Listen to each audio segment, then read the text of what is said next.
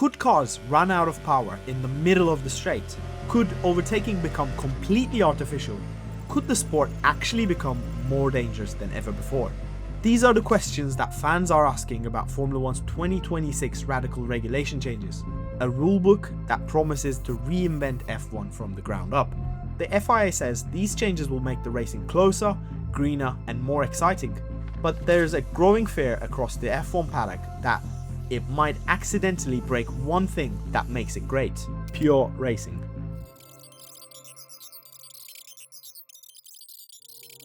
Formula One's entire DNA changes in 2026. For decades, the combustion engine has been king. Now it's sharing the throne. F1 cars will move from 80 to 20 electrical split to a fully 50-50 balance.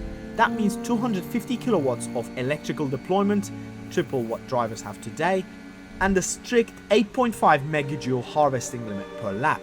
If you overuse your energy in the lap, you could find yourself stranded without power halfway down the straight.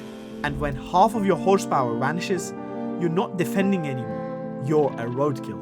And here's the twist: to survive, drivers will need to rethink racing itself.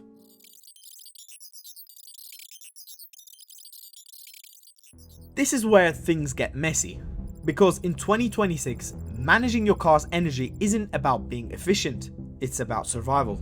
Teams are already infamous for telling drivers to lift and coast to save fuel or tires, but now they'll have to manage energy levels every single lap. That means slower corner exit, strange gearing choices, and drivers saving power in weird parts of the track, just to defend on the straights. Let's look at Baku as an example. A driver has used up most of his energy on the main straight. It's over 2 kilometers long, one of the fastest sections on the entire F1 calendar. By the time he hits the braking zone for turn 1, his battery is nearly empty. Now, in the current era, he'd carry on as normal, brake late and accelerate hard out of the corner. But in 2026, he can't afford to do that. He has to start thinking differently. Rather than taking turn 1 in the traditional second gear, he drops into first gear instead. He holds the revs high, deliberately keeping the engine screaming at the limit. Why? Because the car is using combustion engine harder, forcing more kinetic energy harvesting to recharge the battery. Same thing happens at turn 2, down to first gear, running at the limit. It's slower through the corners, yes, but the payoff comes later. By the time the car reaches the long top speed section that follows, there's enough electrical energy stored to deploy the maximum power again. Under the 2026 rules, this kind of micromanaging could be the difference between holding position or getting completely swallowed on the straight. One wrong calculation here and you're done. Let's take Montreal's Circuit Gilles Villeneuve as another case. Coming out of the famous hairpin leading onto the back straight, a driver decides to save more energy by staying in the lower gear and harvesting heavily through the corner. It's a deliberate, careful move, but he overdoes it. By prioritizing too much harvesting, he exits the corner slower than usual. The driver behind spots the mistake immediately, using his energy to attack down the straight. Within seconds, he is right on the gearbox of the car ahead and has a huge speed advantage. Not only this put the driver defending at risk here, but now, because the attacker is within the detection gap, he will also have access to the manual override mode on the following lap. But what exactly is manual override mode? In 2026, DRS is gone. Instead, drivers will have a new weapon, a battery-based overtaking aid. Manual override gives them an extra 0.5 megajoules of energy per lap, and that extra push can be the difference between getting alongside or being stuck in the dirty air. It's a system designed to keep overtakes unpredictable. Unlike DRS, manual override isn't limited to specific zones. Drivers can use it anywhere on track, a straight, a corner exit, as long as they're in range to trigger it. And that brings us to the crucial part, the detection gap. With DRS, the rule has always been simple. If you're within 1 second of the car in front, you can open the wing within the zones.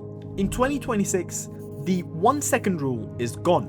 The FIA will now set a custom detection gap for every single track, sometimes bigger, sometimes smaller, depending on how easy or how difficult the overtaking normally is.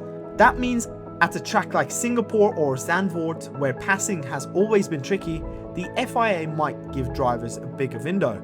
But at power circuits like Spielberg, the gap could shrink, making the overtaking harder. And this is where things get dangerous, because if the FIA gets the calculation wrong, racing could either become completely non-existent or far too easy. Let's take Zandvoort as an example. At Zandvoort, overtaking has always been difficult. Tight corners, narrow track, but under the new regulations, there's a new twist. If the FIA decides to allow a larger detection gap for manual override here, drivers will be able to deploy their extra energy much earlier.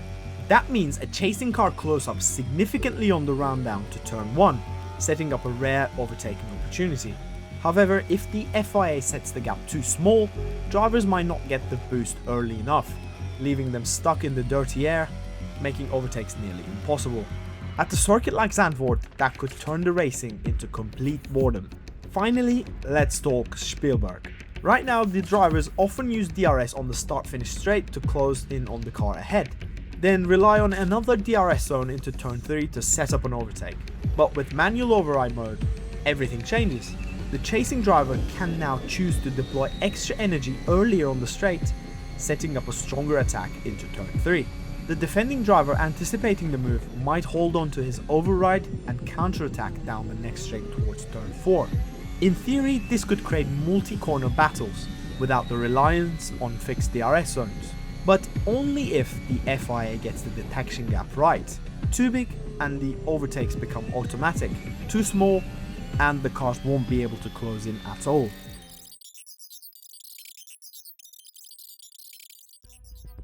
F1 already has a reputation for management, tires, fuel, engine temperatures, but in 2026 energy will dominate everything. Fans could see more phantom overtake where a pass happens not because a driver braked later or carried more speed, but because the other guy simply ran out of power.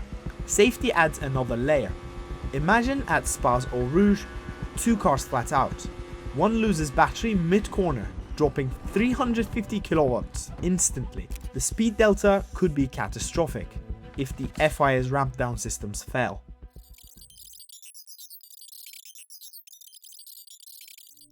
Energy management won't just test the cars, it will test the drivers' brains like never before.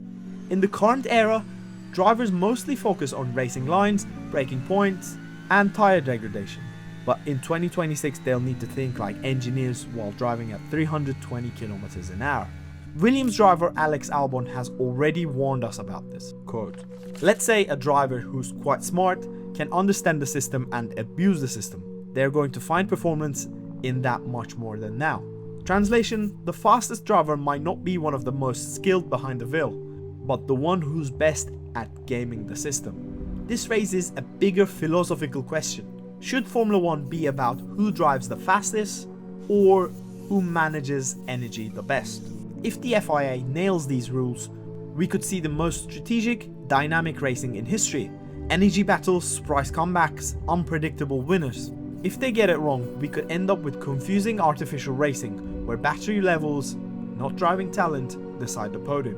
And if you want to dive even deeper into what's coming, we've got a whole series breaking down the 2026 changes. From the massive power unit overhaul to the complete regulation shakeup, it's all there. Check out our 2026 playlist here and see how Formula 1's biggest revolution could transform every part of the sport.